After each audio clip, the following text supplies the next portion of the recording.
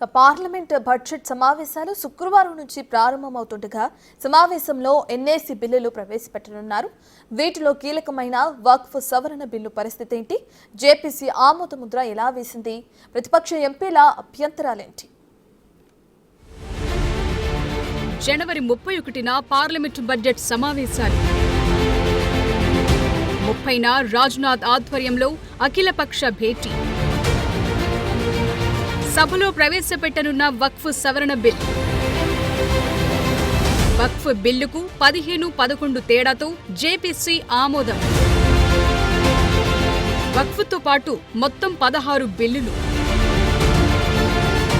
జనవరి 31 నుంచి parliament budget సమావేశాలు ప్రారంభం కాబోతున్నాయి. దీంతో 30న కేంద్ర రక్షణ మంత్రి రాజ్నాథ్ ఆధ్వర్యంలో అఖిలపక్ష సమావేశం నిర్వహించారు. ఈ భేటీలో పలు కేంద్ర మంత్రులు, పలు పార్టీల ఎంపీలు హాజరయ్యారు. ఇందులో వక్ఫ్ సవరణ బిల్ సైతం ఉంది.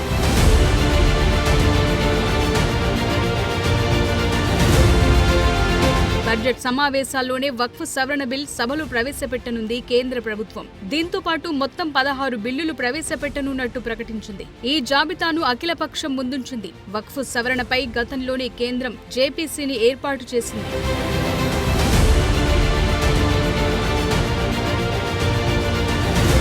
కేంద్రం తెచ్చిన సవరణ బిల్లును పరిశీలించి పలు మార్పులు, చేర్పులను ప్రతిపాదించిన పార్లమెంట్ సంయుక్త సంఘం బుధవారం ఆమోదముద్ర వేసింది. 15-11 తేడాతో కమిటీ ఈ రిపోర్టును ఆమోదించిందని BJP MP, JPC chairman Jagdambika Pal మీడియాతో చెప్పారు.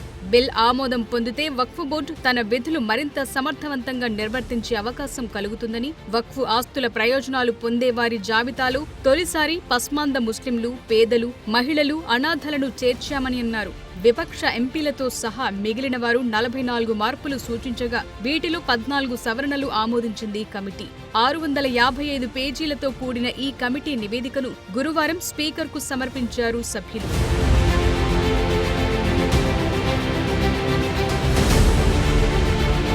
అయితే ముస్లింలకు రాజ్యాంగపరంగా ఉన్న హక్కుల దాడికే ఈ బిల్ తెచ్చారని, వక్ఫ్ బోర్డు జోక్యం చేసుకోవటమే ప్రభుత్వ అసలు ఉద్దేశమని కాంగ్రెస్, డీఎంకే, టీఎంసీ, ఆప్, ఎంఐఎం సభ్యులు విమర్శించారు.